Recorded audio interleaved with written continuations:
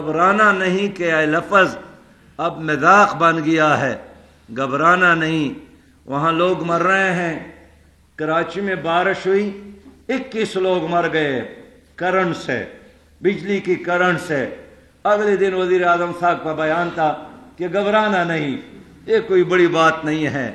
یہاں لوگ روز مر رہے ہیں، اغوا ہو رہے ہیں، کرائم میں اضافہ ہوا، بے روزگاری میں اضافہ ہوا، حکومت یہی کہتی ہے کہ گھبرانا نہیں۔